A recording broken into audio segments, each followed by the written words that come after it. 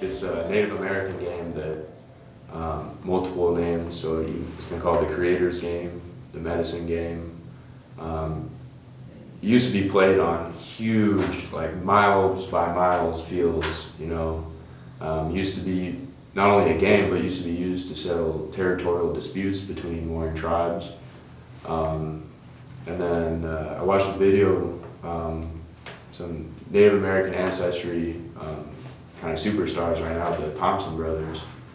They had a very interesting video about how they're talking about what lacrosse means to them in their lifestyle. And one of the things that I thought was really cool is they were talking about how at the beginning of each year they start with the medicine game, right, to clear your heads and get ready for the new year.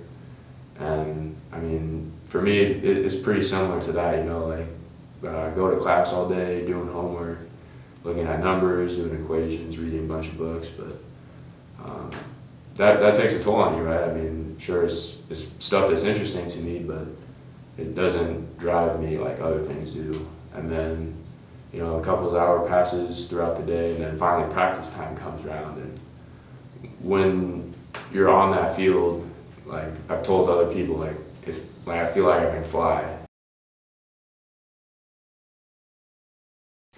Kind of just that, I know what the other guy's going to do on the field, and because we practice so much and we just know each other personally, I feel like there's just different aspects. Like, I kind of know what you're going to do without you telling me. Even like, without like not practicing that much, just kind of just knowing that other person, like, okay, like we got this. And even when we're down, X amount, we still work really hard. So honestly, for me, when I'm on the field, it's really just that concept of flow, where you're just lost in the moment, because as soon as that whistle blows, you just have one thing to do. You don't have to worry about what happens after the game, what happened before the game. It's just in this moment right now.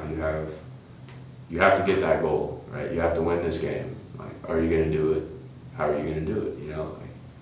We're a group of dogs. Like, really, we fight for everything. We're not supposed to win a lot of these games that we schedule for ourselves, but most of these games are really close anyway. And if one or two things go our way in these games, we're actually upsetting a lot of these teams. So, that's really nice. That was another high point, was just how damn hard we fought last year. Yeah, the stick of truth. So this was a new concept to me. Like, I've seen similar things. I mean, a lot of teams have their own kind of, I don't want to say a relic, but a physical object that has significant meaning to the team. So this stick is our coach's father's stick that I believe he used when he played at Yale, I believe it was. So it's it's been used. I believe it's from like the 80s or something like that. So obviously it's had better days and stuff, but the meaning for this stick to our team that our coach wants us to have is just to always respect the game. It's something that, it's been around for hundreds of years. It's been around before us. It'll be around long after we're gone, right? So the game in itself, outside of its historical meaning with, the Native American culture, just as like what the game does for people, right? So it helps rally people around each other, it creates families, it creates communities, creates friendships, and then, I mean, I don't want to say it personally, but sometimes, you get irked the wrong way with some people you play against, but at the end of the day, you're all playing lacrosse and it's a great game, but you just gotta respect the game, you gotta respect who came before you, who paved the way, and looking at older sticks like this, compared to what we use today, I wouldn't have a chance at all to, if I used a stick like this in a game, like I'd be a fish out of water, It's just so different, but looking at it from a historical context, you're looking at it and you're like, wow, this is the game that I love today used to look like this. I think with lacrosse, you get like a brotherhood that you don't get with other sports. It's a really close-knit group of guys always. That's how it was in high school. That's how I was hoping it was going to be here, and then it panned out. It turned out it was even better than high school. But yeah, I think that just kind of that close group of guys, that sort of family that you earn when you play lacrosse is really kind of the biggest thing it brings to the table. I enrolled in the University of California, Irvine, and head coach Jim Fox and former captain Damon, they were pretty nice to me. They so welcomed me. Then I went to practice, and everyone's super nice. Even though my English is not perfect, they were so happy to have international lacrosse players and to be friends with me. Then we played lacrosse.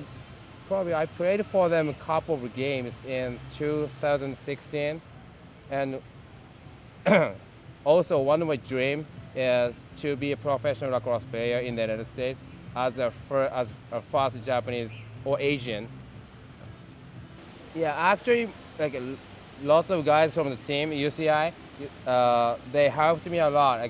When I wanted to work out or get shot on the field, they always showed up and shoot on me and cheer me up, rooting for me. Then I was kind of confident about getting drafted after the tryout, but still, it was it's just pretty much unbelievable.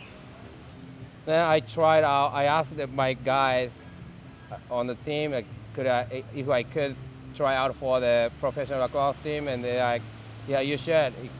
Then I tried out, and lucky I got drafted. So they lost me probably middle of the season, but they were so happy that I got drafted by the Outlaws. So then I realized they were probably the nicest guys I've ever met. I really want to really have a lot of fun out there, but in terms of by leading by example, right? So I want people who, if they're on the field or on the sidelines or something, and if they're watching a play, and if I get a goal, I want to celebrate, obviously because I got a goal, but with my teammates, I want them to be a part of, all the ups and downs, right? Not just the downs if you lose a game or something like that, but, celebrate all the on-field moments as well. And I think that would help, with the legacy of the team, where you see people, obviously they're good friends, that's with a lot of clubs, right? People are friends. They hang out with each other outside of their organization, but it's when they're at the organization that you see that family and culture, in work and in action. That's really amazing. For example, last year, you probably recall when Scott, he tore his ACL during a game, and one of our team photographers, one of our teammates' dads was a photographer, and he captured this really interesting picture. There was me, and then Dave on either side of Scott, and then he has his arms over each of us. We're walking him to the sideline, and he caught a snapshot of us walking towards the sideline, but from behind. So you just see our numbers, right? So mine 10, Scotty's 15, and Dave 1. And then that picture, a picture's worth 1,000 words, and that was the moment where I was like, this team has something special, we're more than just a team, we're more than just a family, we work hard for each other, and I think it shows.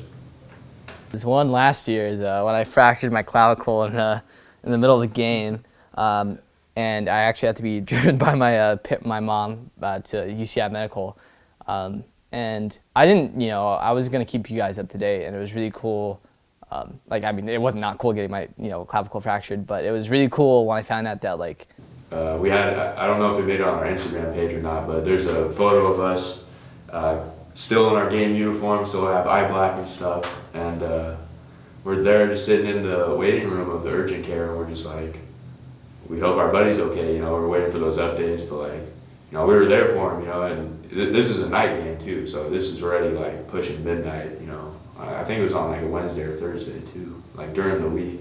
Everybody on this team, we all get together, we all kind of, we understand each other. We might not always agree on things, but we're always going to understand each other, and there's not going to be any issues within the team. So, that's something that other sports you might run into. But with this group specifically, I think that's, it's a huge thing. We don't run into that problem. Well, for 6 years, I've been the head coach at UC Irvine. And my very first thing when I got to the school was to install a culture of sportsmanship, respect, and family, and making sure that win or lose, we are all about being a brotherhood, a team that is got each other's backs. And for example, this trip to Vegas, you know, we come up, we battle together, we work hard together, and win or lose, at the end of the day, it's were we there for each other. And every game for 6 years, I've never walked away from a game with any thought in my head other than we are a true family, and we love each other, and we got each other's backs. So I couldn't be more proud of the culture of our program and what we've built in 6 years. And I couldn't be more proud of our players for today, making this trip up to Vegas and putting their best effort forward. And against a D1 team, you know, having an historical game where 54 goals were scored. So there's nothing bad that I could say about any one of our players, because everyone puts 100% heart and hustle in everything that we do. And the coaches, that's all that we preach, is hard work, good attitude, and good effort. In terms of the UCI lacrosse team, though, I mean, showing up here last year, I didn't really know anyone, didn't know what to expect, how the season would pan out, who would be playing, and all that stuff. But you know, we're a team along for that ride, you know, and the environment that our coach sets up for us really sets us up for more of like a journey, you know what I'm saying? It's not just a season, it's a full-on journey, right? So UCI lacrosse has been phenomenally important to my success here at UC Irvine. Teammates have helped me with homework, helped me get A's in classes. We hang out on weekends and stuff away from practice, so we're not all work, you know. Like I said earlier, we like to play.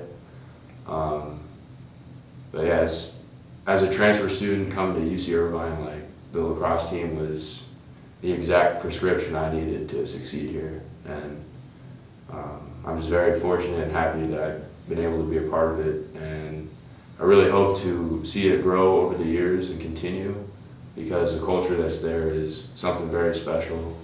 The coach makes sure of that, all the coaches, so not just our head coach, our assistant coaches as well. And it's something that I look forward to, like, after I graduate. Like, I look forward to coming back here to do something, right? And that's to play in the alumni game for UCI lacrosse, you know. Like I said, I'm eternally grateful for this opportunity to play for the team, and I hope I don't let them down.